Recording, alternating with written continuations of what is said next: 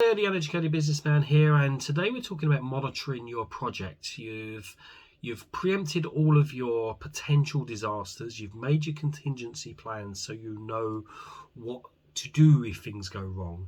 Now you need to know how to monitor the project. If you're not monitoring it, you're not going to know when you need to pivot. You're not going to know if you're on track. You're not going to know if things are going wrong and what to do. So you've got to put a system in place for monitoring. It's very, very important you do this, and it's not that difficult. You just need really a Word document, and at the top of the document you just put your project name. You can put who it's prepared by, if it's prepared by you.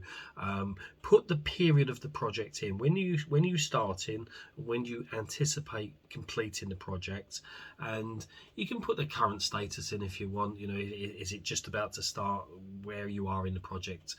It kind of helps you know when the document was formed, and then underneath that, put in your key moments within the project. Now, what I like to do is, if I've got a project, and let's say I think it's going to take me 3 months to complete the project, I break down every milestone into smaller chunks. So I know, let's say I've got 4 things I need to do, yeah, and it's going to take me 4 months to complete. Okay, well, first one, 1 month, second one, 1 month, third one, 1 month, fourth one, 1 month. So if I complete all of those milestones in the month allocated, I know I will come in on time. It's a 4-month project. Yeah, I've kept that quite simple, but you get the gist. You look at your time scale, you break down the projects within that time scale, the milestones within that time scale, to a period of time that if you hit them all, it will naturally see you through on time. I hope that makes sense. Yeah, so list out your milestones, and then next to it put down coming next. What do you need to do next? So whenever you complete a milestone, you tick it off. What do you need to do next? Go down to your next one. Yeah, when that's completed, tick it off.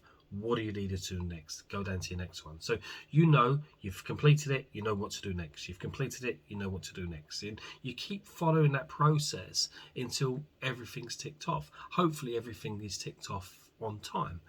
I always like to have at the bottom of that as well something that could trigger me to think if things go wrong. So maybe another column with, what challenges am I going to have? What do I need to do to meet those challenges, and where do I need to go should these challenges trigger? So let's say I've got a potential problem. What's the recommended action? Well, it could be, if this happens, look at document ABC, because that's the contingency plan for that. So it's a very quick guide, because we forget, we get so many documents, so many emails, so much information. If something goes wrong and you're scratching your head, what was it I thought I needed to do, where was this document? Just on that plan, on that monitoring form, if this happens, see that document, and it just saves you so much time. And then all I've got to do, okay, that's happened, get that document out, follow that, produce another monitoring form that follows that contingency plan.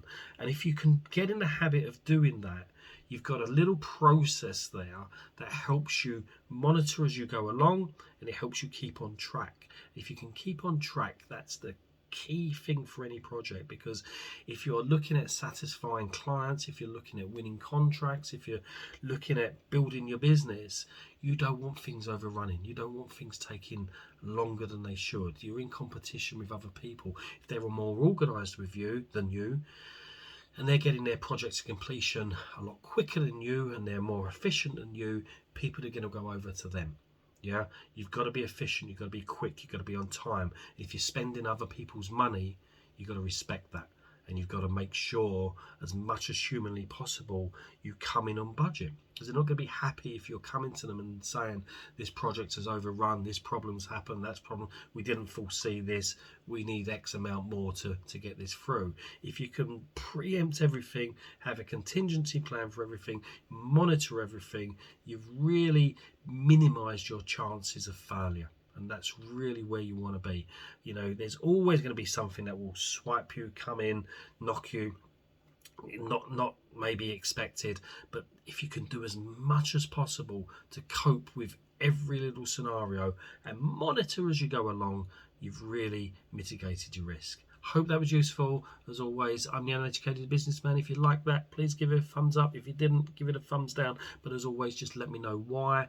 Please comment if you're liking the content. It always helps me to know if I'm on the right track, if I'm doing good, doing bad, and it helps get the videos out to more people as well, which we want to do, because we want to help as much as possible for free. You know, nothing here is chargeable, and it will always stay that way. So I hope that was useful. I'm the Uneducated Businessman. Over and out.